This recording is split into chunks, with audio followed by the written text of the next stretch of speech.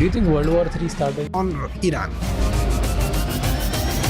One of the most loved teachers of India, Khan sir is back. Israel क्यों कैसे control करता है America? Israel सबसे ज्यादा फंडिंग करता है यूएस इलेक्शन में। पूरा आप समझिए सिलिकॉन वैली से लेके और न्यूयॉर्क तक दो चीज अगर कब्जा हो गया है तो पूरा कब्जा हो गया। ये दो लॉबीज यूज की है। इस एपिसोड में खान सर ने बात की डोनाल्ड ट्रंप और एप्स्टीन फाइल कनेक्शन के बारे में, साथ ही यूएस, इजराइल, चाइना, इंडिया और रशिया जैसे ग्लोबल पावर्स के बीच चल रही जियोपॉलिटिक्स पर ऐसी इनसाइट्स शेयर की हैं जो आज के टाइम में समझना बहुत जरूरी है। और ये सब अमेरिका का प्लान है कि ट्रम्प का? सब एक ही जैसे हैं। थोड़ा सा ट्रम्प ये है कि बड़बोला बदतमीज टाइप का ज्यादा है और ट्रम्प की नीतियों को अमेरिका को एक लॉन्ग टर्म में बहुत भुगतना पड़ेगा।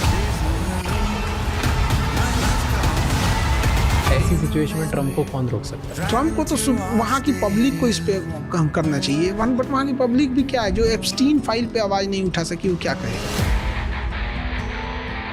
Who do you think America के लिए सबसे बड़ा खतरा कौन है? रसिया, पुतिन को ये लोग निपटाएंगे। लोग कैसे? पुतिन के जो टॉप जनरल्स हैं ना, ये उससे इसका एसिसिनेशन करवाएंगे। क्या बॉस है अमेरिका सबका? ऑब्वियस बात है, कोई कुछ बोल के देखे। और अमेरिका के चाल पे थोड़ा थोड़ा चलता है चाइना। उसने ना उसको रखा है, वो बर्गर है जो, क्या नाम है उसका, डोमिनोज का बर्गर, क्या नाम है, किम जोंग, उसको रखा हुआ है। तो चाइना क्या करता है ना, उसको हथियार देता है, तुम टॉर्चर करना इसको। आपको लगता है अभी चाइना और अमेरिका के बीच में लड़ाई होगी ताइवान को लेकर? चाइना बस इतना चाह रहा है कि अमेरिका ईरान में उलझ जाए। अमेरिका जहां उधर उलझेगा ताइवान को समेट देगा। पाकिस्तान तो बड़बोला है, चाइना घातक है। पाकिस्तान का पीएम जाके ट्रम्प के सामने ऐसा सूटकेस खोल देता है, उसके सारे रेयर अर्थ मिनरल दिखाता है। पाकिस्तान में जितने रेयर अर्थ मेटल हैं वो बलूचिस्तान में है और इंडिया आज नहीं तो कल पाकिस्तान का बलूचिस्तान तोड़ देगा। ये डोभाल साहब का ड्रीम प्रोजेक्ट है। बांग्लादेश अपने लिए खतरा है? अभी तो है, पैदा नहीं हो पा रहा था बांग्लादेश 1971 में, नॉर्मल डिलीवरी नहीं हो रही थी तो हम लोग ऑपरेशन से किए। हम लोग किससे डरते हैं? किसी से नहीं डरते हैं, लेकिन हम डरा नहीं पाते हैं किसी को। ये हमारी है।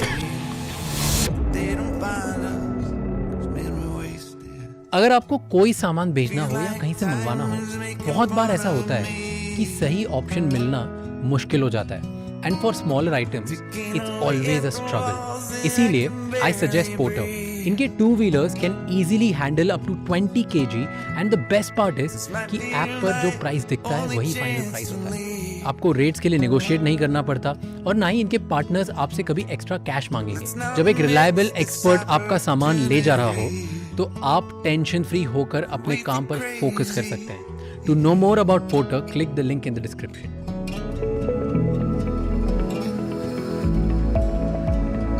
तो पिछली बार ना हमने पाकिस्तान और इंडिया के रिलेशनशिप की बात करी थी। इस बार मैं चाहता था कि अपन अमेरिका और इंडिया के रिलेशनशिप की बात करें। तो अमेरिका इतना पावरफुल क्यों है? वो ना सबसे बड़ा देश है, ना सबसे ज़्यादा पॉपुलेशन वाला देश है। पहले एक टाइम पर जब वो पावर में आया, उस टाइम पे सबसे ज़्यादा दुनिया में इन्फ्लुएंस और जो लोगों पे दबदबा था वो भी उसका नहीं था। तो कुछ नहीं था उसके बाद भी, लेकिन उसके बाद भी आज पूरा देश, पूरा दुनिया उसको सुनता है। हमारा देश भी, हर देश। हमारे ऊपर परमाणु बम मारने आया तो फिर भी दोस्त बनते हैं हम लोग। तो हर देश पे ऐसा ही है। हाँ, जापान को मार के जापान की सिक्योरिटी खुद करता है आज भी। दोनों परमाणु बम जापान पे मारा 1945 में, आज भी जापान की सिक्योरिटी अमेरिका ही करता है। तो ऐसा क्यों है? वो क्यों पावरफुल कैसे बन गया इतना?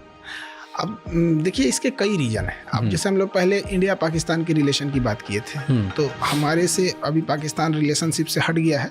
अभी उसका चक्कर चल रहा है चाइना से। पाकिस्तान उसको यूज करके छोड़ दिया। तो उसके अब हटाते हैं उसकी में। अमेरिका के साथ क्या है ना, एक कहावत कहा जाता है, ज्योग्राफी क्रिएट्स इकोनॉमी। आपकी ज्योग्राफी कैसी है वहाँ हो जाएगा। जैसे झारखंड की ज्योग्राफी, ऑटोमेटिक खनिज निकल रहा है वहां से, automatic. But geography creates economy and the politics hold this economy. अगर आपका पॉलिटिक्स वहाँ पे राजनीति खराब है ना, तो वो इकोनॉमी बर्बाद हो जाएगी। झारखंड, उसकी ज्योग्राफी उसको पैसा दे रही है, बट पॉलिटिक्स वहाँ पे उतना सस्टेन नहीं कर पाई। मतलब एक समझिए कि पिछड़े राज्यों में उसकी गिनती हो रही है, जबकि सबसे ज्यादा खनिज होना चाहिए। उसका उल्टा सिंगापुर में देखिए। सिंगापुर का लोकेशन इतना जबरदस्त है ना, सारी जहाजें वहीं से जाती है। सिंगापुर में इतनी कम जमीनें हैं ना कि वहाँ फैक्ट्री जो है वो पानी वाली जहाज पे लगा दी गई है और जहाज को समुद्र में भेज